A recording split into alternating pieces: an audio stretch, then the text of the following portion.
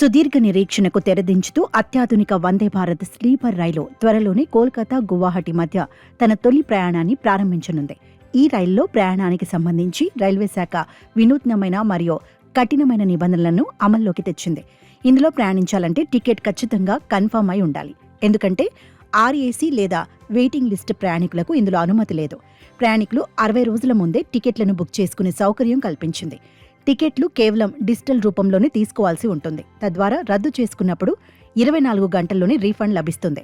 మహిళలు, దివ్యాంగులు, సీనియర్ సిటిజన్లకు ప్రత్యేక కోటాలు కేటాయించగా ఇతర కోటాలకు ఇందులో చోటు లేదు. వయస్సు ఆధారంగా 45 ఏళ్లు పైబడిన మహిళలకు, 60 ఏళ్లు పైబడిన పురుషులకు సిస్టమ్ ఆటోమేటిక్గా లోయర్ బెర్త్లను కేటాయిస్తుంది. పూర్తిగా కన్ఫర్మ్ అయి టికెట్ ఉన్నవారు మాత్రమే ఈ రైలులో ప్రయాణించే వీలుంటుంది.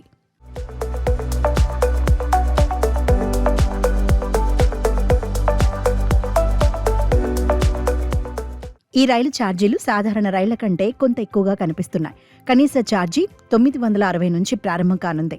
ఇది 400 కిలోమీటర్ల దూరానికి 3AC ప్రయాణానికి వర్తిస్తుంది. కిలోమీటర్ వారీగా చూస్తే 3ACకి 2.4, 2ACకి 3.1, 1ACకి 3.8 చొప్పున వసూలు చేస్తారు. ప్రయాణికులు తక్కువ దూరం ప్రయాణించిన కనీస ఛార్జీని తప్పనిసరిగా చెల్లించాల్సి ఉంటుంది. గరిష్టంగా 3500 కిలోమీటర్ల ప్రయాణానికి 1AC టికెట్ ధర 13,300 వరకు ఉండవచ్చు. దూర ప్రాంత ప్రయాణాలను అత్యంత వేగంగా, సౌకర్యవంతంగా మార్చటమే ఈ ధరల వెనుక ఉద్దేశం. అధునాతన ప్రమాణాలతో కూడిన ఈ బోగీలో మధ్యతరగతి, సంపన్న వర్గాల ప్రయాణికులను ఆకర్షించనున్నాయి. విమాన ప్రయాణానికి దీటైన అనుభవాన్ని అందించేలా ఈ రైలు ఛార్జీలను రూపొందించారు.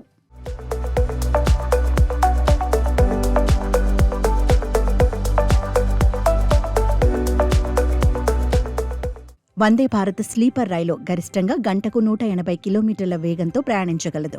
అయితే ప్రస్తుత ట్రాక్ల సామర్థ్యం మేరకు దీనిని గంటకు 130 కిలోమీటర్ల వేగంతో నడిపే అవకాశం ఉంది. రైలులో ఆటోమేటిక్ స్లైడింగ్ డోర్స్, ఆధునిక టాయిలెట్లు, వ్యక్తిగత రీడింగ్ లైట్స్ వంటి సదుపాయాలున్నాయి. ప్రతి ప్రయాణికుడికి ఛార్జింగ్ పాయింట్లు, భద్రత కోసం CCTV కెమెరాలు అమర్చారు. ప్రమాదాల నివారణకు ఇందులో కవచ్ వంటి అత్యాధునిక వ్యవస్థలను పొందుపరిచారు. ఈ రైలులో 3AC, 2AC, 1AC బోగీలు మాత్రమే అందుబాటులో ఉంటాయి. మొత్తం ఎయిర్ కండిషన్ సదుపాయంతో సుదూర ప్రాంతాలకు తక్కువ సమయంలో చేరుకునేలా దీనిని రూపొందించారు. భారతీయ రైల్వేలో ఇదొక విప్లవాత్మక మార్పుగా, ప్రయాణికులకు సరికొత్త లగ్జరీ అనుభవంగా నిలవనుంది.